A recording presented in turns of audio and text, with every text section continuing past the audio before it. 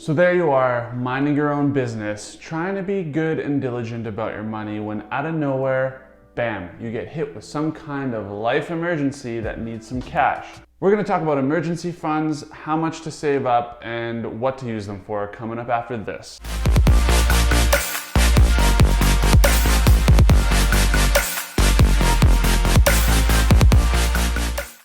What's up guys, my name is Sean. Thanks for checking out the channel. If this is your first time here, we talk about money and other personal finance and self-improvement topics here, so if that kind of thing interests you, please consider subscribing.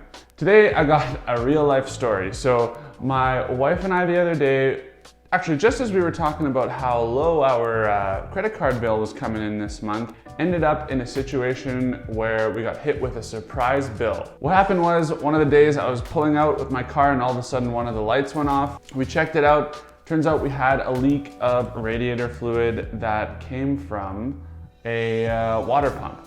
So even though we tried to fix it ourselves, checked out some YouTube videos, just try to diagnose the problem, we had to take it into a garage and we got the water pump replaced. Now, it was definitely a surprise and definitely unexpected, and it's our only car, so we definitely had to get it fixed.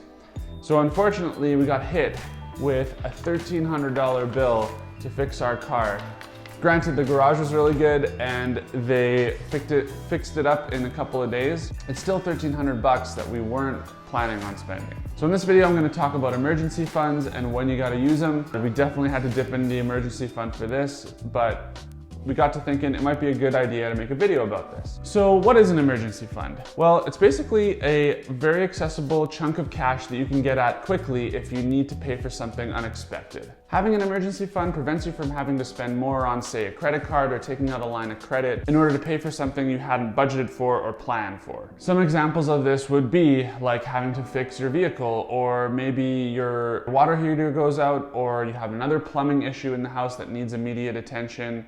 Maybe your fridge breaks down and you have to replace your appliance or get someone in to fix it. All of these things would require attention right away. All of them would be unexpected and aren't usually very cheap. Of course, the main thing you hear people talk about for emergency funds is if you lose your job. And yeah, you'll definitely consider that and consider how much you want to save up for that. Now, a really common rule of thumb seems to be to save up 3 to 6 months worth of income in case you lose your job. I'm not too sure where this comes from, but it seems to be the rule of thumb everybody has, figuring it might take you 3 to 6 months to find a new job if you lose your current one. My main thing about this is that 3 to 6 months of income is actually a huge chunk of money. Like, what if you make $8,000 a month between you and your spouse? Does that mean you're expected to put away 6 months at $8,000? So $48,000, that's a huge chunk of money that you could put to work for you, like in an investment or in some other vehicle that does a lot better than sitting in a savings account or checking account. I would say there's a few things you gotta consider before you put away that much money.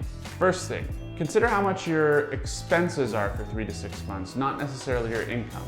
It's amazing how creative you can get and how you find ways to save money and cut things out of your life when you know there's no income coming in. So first, make sure it's for your expenses and not your income. Second thing is consider the streams of income for your household. Do you have 2 people working in the house?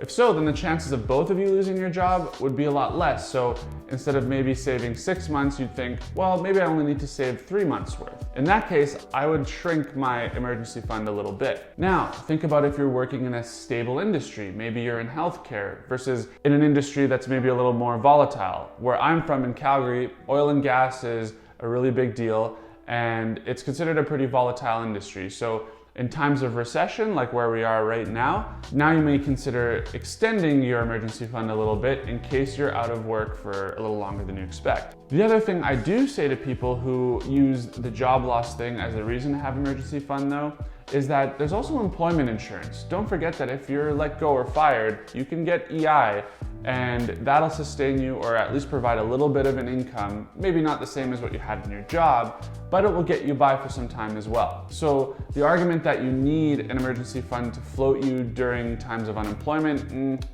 that's what employment insurance can help you with. Another scenario you might consider is, what if you quit your job and then you want to move to a new city and start fresh there. Well, an emergency fund would be a good thing to save up prior to moving over. That way you do have some cash to float you while you're looking for a new position or a new job. In that scenario, EI doesn't apply. If you quit your job, you don't get employment insurance. So that would be a scenario where yes, it does replace your income and keeps you alive while you look for a new job. So back to our situation.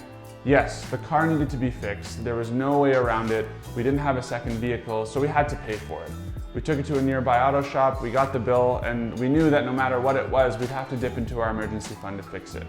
This would be just like a leaky roof or replacing a water heater, and it's just something that had to be done. So the question now is for us. We obviously had to pay that car bill. The $1,300 came out of our emergency fund, and right away we're working on replenishing that emergency fund. But our situation is a dual income household with pretty low expenses. Other than paying our mortgage and utilities, we don't really spend a ton of money. So our emergency fund is actually not very large. It's only probably 2 months worth of income, but that probably stretches to about 4 months worth of expenses. And the last thing is that we do have money that's accessible, but it's in an investment account. It's liquid, we can get at it whenever we want, but rather than having it sit in a savings account and only get a couple percent, it's sitting in a TFSA and growing in a fund at a bit of a higher rate. Now, of course, we want to do our best to not touch that, but if push came to shove, we do have money that's accessible that we wouldn't have to be paying penalties on if we pulled out. So that was another thing, is we felt that we were in a good place with our TFSA account that we could call on it if needed. As a result, our emergency fund is only about 4 months worth of expenses. It usually floats around $10,000 or $15,000. And we've considered that that would be something where you would need to patch a roof, replace a water heater, or fix your car all in the same month. In fact, we considered that it would be a good amount of money to put away in case you needed to totally replace your car 1 month. So that's how we landed on that number. Hey guys, if you're enjoying this content, please remember to hit that subscribe button and tell a friend or two about this. It will really help grow the channel. And thank you for subscribing. Now the last thing I'll talk about is just, you're probably wondering, how do I save up that chunk of money? It's so difficult. Well, the way that we did it, and I found this worked pretty good, was we would just take a few $100 every month and have it automatically withdraw from our checking account, which is where our incomes go to a savings account. Now, the more you withdraw every month automatically, the quicker you'll save up your emergency fund. But we did a few $100, I think $300 or $400 a month, until we hit a comfortable amount. And we found that doing it this way, you don't notice the money coming out of your checking account. It just kind of goes and starts to accumulate on its own. Before you know it, if you leave it for like a year, your fund will get to a few $1,000 and you haven't even thought about it. So consider doing that, maybe $500 a month, and you'll be able to save $6,000 a year, which is a pretty healthy fund. Well guys, I hope you've enjoyed this video. I hope you found it useful. If you have any questions about emergency funds, or let me know what you guys do to collect your emergency fund or emergencies that you've had to go into your fund to pay for. Let's talk about it in the comments below. Next time, I am going to hopefully have my wife on the video to help me review another book called David and Goliath by Malcolm Gladwell. So hit that notification bell so you know when that one comes out. This should be interesting. Until then, have a great week, spread the wealth, and I'll see you in the next one. Bye. Of course, holy crap. Of course. What's wrong with this chair? Anyway, of course, the main thing you hear people talk about for emergency funds is if you lose your job.